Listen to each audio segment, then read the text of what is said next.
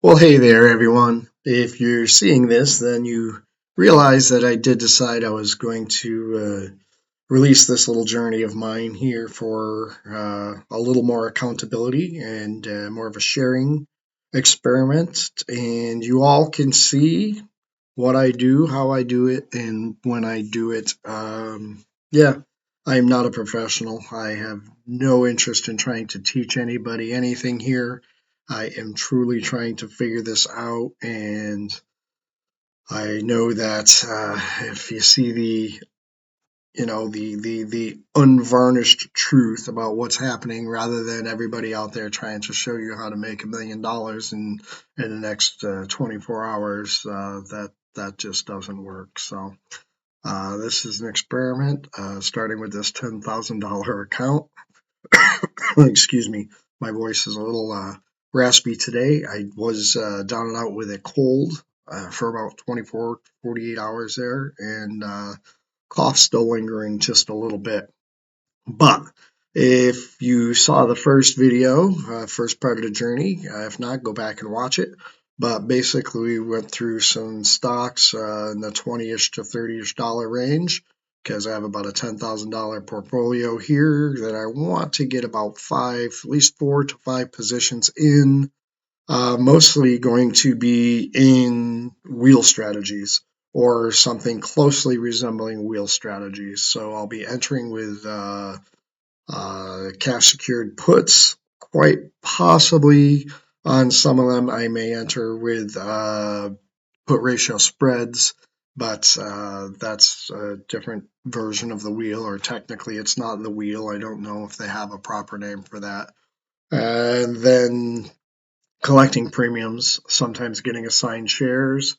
I'm only doing this on stocks that I'm wanting or willing to hold positions in, and then when the time is right, selling covered calls against those underlyings and trying to gain just a little more premium in addition to the normal capital gains appreciation. So yeah, that's what we're working at. Just trying to master this on a smaller scale and then do just that, scale it up with some of my other larger accounts if I think I know what I'm doing, at least have some sort of clue. So we're checking in. We ended up picking up the $20.50. Let's see, I gotta remember how to bounce around this here, but we have the put at the $20.50 on the Intel, and you can see the current price is a little bit below that.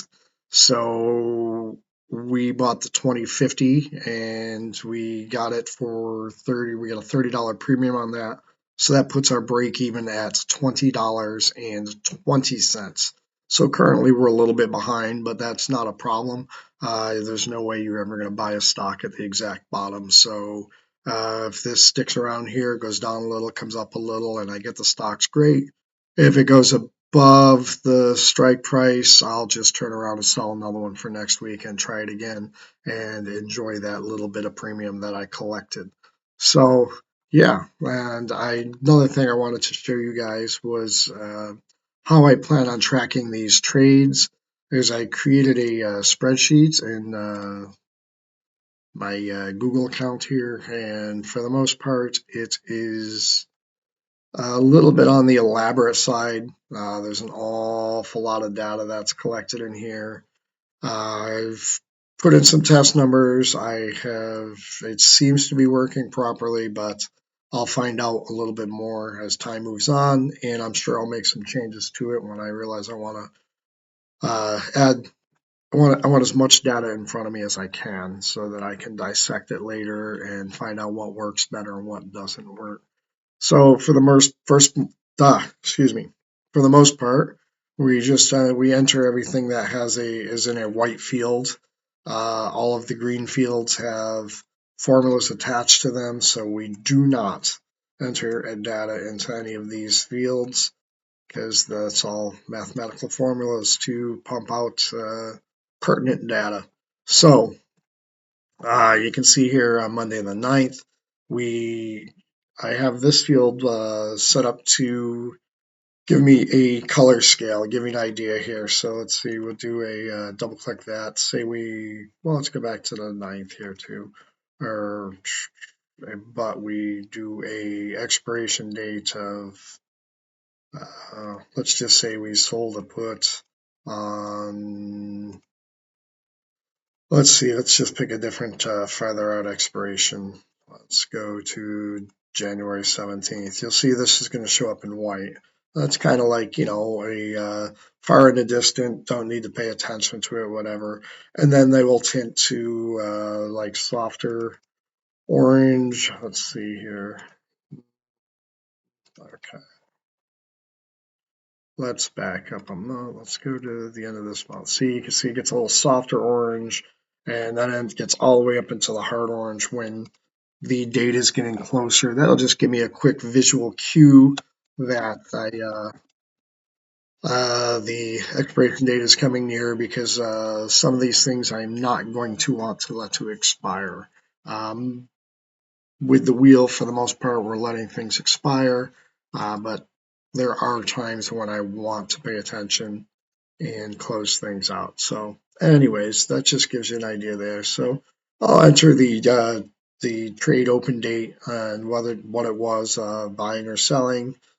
Almost predominantly going to be selling in my case here, whether it is a put or a call, the expiration date, strike price, quantity of contracts, the price or premium collected. That's going to give me a credit of $30. The fees, TastyTrade's $1 commission, 13-cent, whatever tax fee, whatever you want to call it there. Uh, Buying power effect on me was 382.03 for that trade. So that's the buying portion. I'll probably drop a hard black line in there, because then we're moving on to the closing. So then when we're ready to close it, I have it set to either I closed it, I rolled it, or I expired it, one or the other. Those are the only real three options there. The date, again, we just double click for dates. I've got that all formatted in that fashion. That's going to tell me the number of days held. I have to enter my closing costs, which would be really, it's going to be 0. If it's expired, it's going to be, if I close it, whatever cost I had to pay to do so. Let's see, debit. Oh, that's just going to multiply the number of contracts times the closing cost to give me the total cost to close it. It'll tell me my profit for the trade itself. It will also go back and take the total profit divided by the days held and give me a daily profit.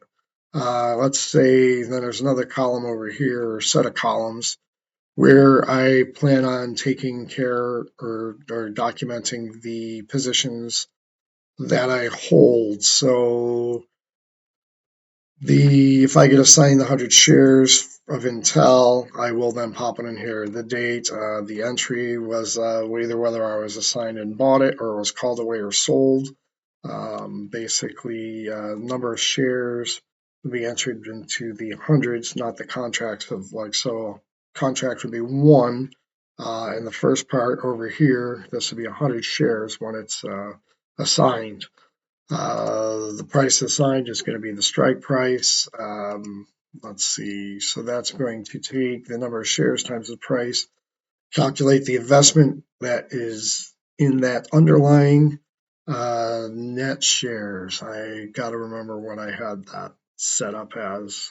Again, this is new. I'm just building this, so I'm sure it'll change. So this is y divided by 11 times -1. So y divided by x is the price negative y. Okay, so that's, if error. This is just something to balance out the number of shares as to whether something is bought or sold. That's used to calculate a little bit later. But yeah, so then so that's the entering part of the shares, and then this is the exit part. So either I've bought or sold, called away, or assigned again, number of shares, price, blah blah blah. This is all going to come back up over here. I'm going to get the important stuff here at a glance. I have it set up to basically enter the ticker symbol. It automatically propagates the company title, and it automatically propagates the current price based on Google Analytics or Google Finance, excuse me. So this is going to be for excuse me, my voice is getting raspy here. I'm going to grab a sip of coffee. Apologize. All right. So this is going to be the profits on the I don't remember. I guess I'll figure that out as I go along a little bit better. I didn't plan this out, guys. I didn't know I was going to show you this, but basically try to decide what the difference is between this and this without looking at other formulas. So I5 divided by C5. Wow. Okay, that's just giving me a zero there. So C5 divided by I5. So C5 is going to be the profits, which is going to be the total of this column divided by, what do we say that was going to be divided by I5. I5 is the current investment. Okay, so in order for that to fill out properly, this is going to give me my total profits for the whole sheet. This is going to be my wheel profits. This is going to be my put selling. So this is going to be my totals for the first part of this whole sheet here, and this column over here, or this set of calculations over here, is going to be for the investment part where the actual shares held. Okay, so this is going to be the options total. This is going to be the shares held total, and then this is going to be the total overall for this position. So I created a master sheet for all of this, and I plan on creating a new tab for each underlying that I am going to run this strategy on. I might come up with one more tab which totals up the entire investment, sort of like a dashboard sheet. But all I'm going to do when I want to open a new underlying is just simply duplicate that sheet, and I'll push that to the end. I don't know. Let's go look. Who knows? We might open up another position today. I haven't even looked to see what's going on other than Intel.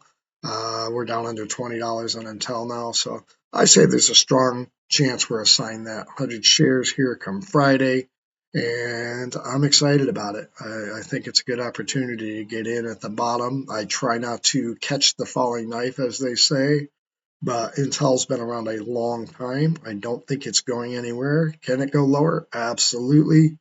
But I'm willing to take a small position, a $2,000 position in this, and kind of see what happens, and hopefully ride it up, selling covered calls the whole way. But we'll see what happens. All right, so here's our list of underlyings that we're considering. Really, just these first five. So Intel we're already involved in. Let's take a look at Mara. What's Mara got going on today? It's got a 22 IVR and looks like it's breaking down past this median here into the lower half of the Bollinger Band. That's exciting. Finally getting back down there. This might be the pullback I was hoping for. And also showing here as kind of oversold at this point. So that's good.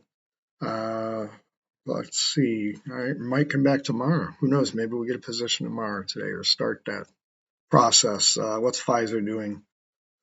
Okay, Pfizer's down here, definitely near the bottom of the Bollinger Bands, but they're still kind of considered not quite overbought, but they're definitely higher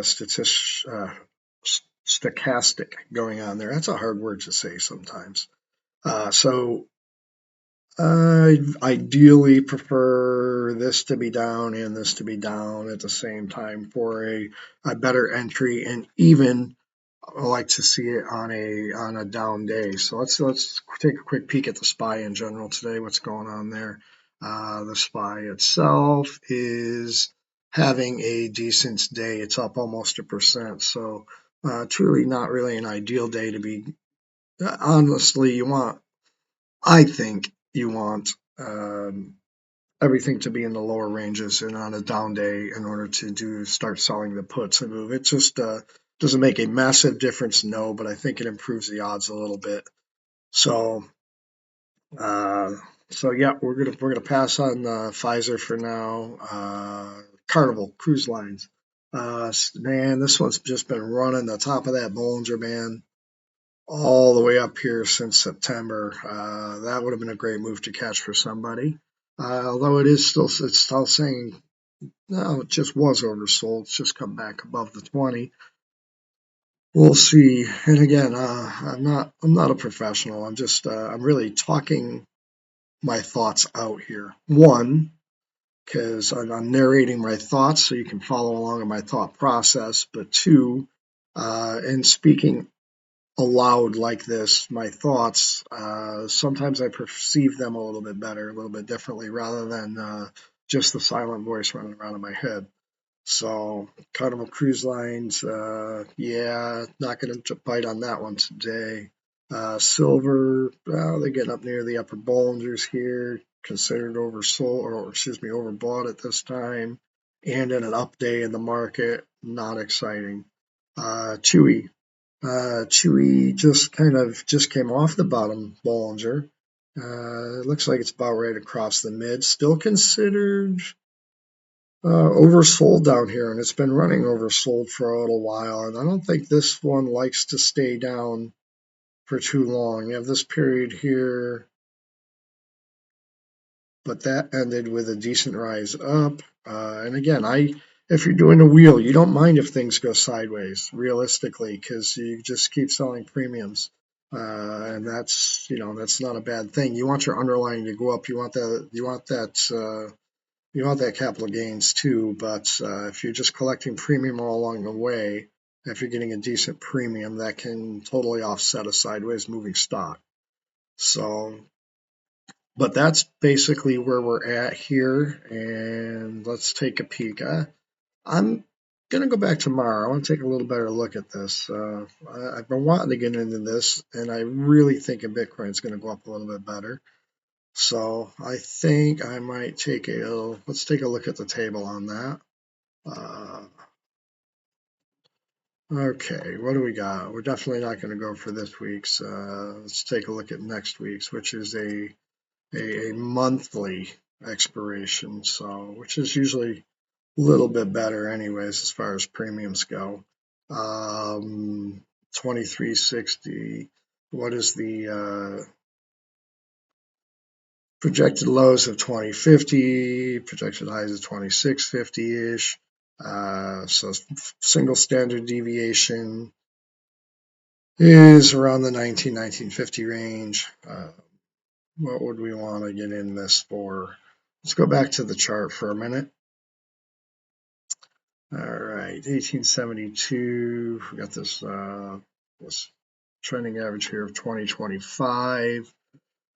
Let's see. I'd say around the 2025. Again, we're selling puts for premium. We're not trying to eagerly get into the stock, but we want it at a price that we're comfortable owning the stock at. Where would I be comfortable owning this at? Right around here, yeah, for sure. The 20-50 range. You've got all this support coming in here. You've got a little bit of resistance coming up from here. That's a pretty good line. So let's take a quick peek here and all right. Right around there. What is that number at? That's dead on that lower Bollinger Band too there. So somewhere in the $19 range. Okay, back to the table. Yeah, that's first standard deviation. Not a great premium to collect. So let's kind of It's kind of split the difference here. This is the expected move. Okay, about 3%. What do we want to collect on this? Let's see. 19 is ideally where I'd like to own it. Let's see if we can get in at we can get in at 21. Gives us about a $50 premium. Gets us down to 20 and a half. That's a reasonable compromise. I don't think we're going to get down to 19. I just don't. Bitcoin's on too big of a run right now. I really don't think we'll probably get signed at 21, but I think I'd be all right with owning that there. It's only a buck. Take the 50-cent premium off of that. It's just barely a buck over where I would ideally like to own it. So that seems like a comfortable position for me. We'll even bump this up to an even 50. And let's see, we'll just see if we can't get that filled. Why not? Okay, buying power effect is 1159.40. Remember that, kids. And I want to say I think that went through. Yeah, okay. So let's see here. We're going to the Mara. You guys can follow right along with me here. All right. Oh, I never capitalized Intel. INTC. There we go. All right. So Mara is a new sheet. We're going to open that today. We sold a put for the 20th expiration. And wow. All right. Kind of forgot that already. What was my strike price on that? Was it the 21? Yes. All right. So $21 strike price, one contract, 50 cents. Whoa. Let's go 0.5. All right. And then a $1 fee, and I think that was 13 cents. And I believe that enters that. So I think that's everything we need on there. So, all right, we got two positions open on this $10,000 account challenge now. You can see Intel's in the money. We're most likely going to get assigned that on Friday, and I'm excited about it. So, yeah, we're only $2 under where we paid. So that's what's that? It's a 2 cents below. Not a bad deal. And if not, we'll just roll it and do it again next week. So, yeah, I hope this helps anybody, and appreciate you guys all watching. And look forward to the next one. We'll check in most likely on Friday when these options are about ready to expire. So, have a great one.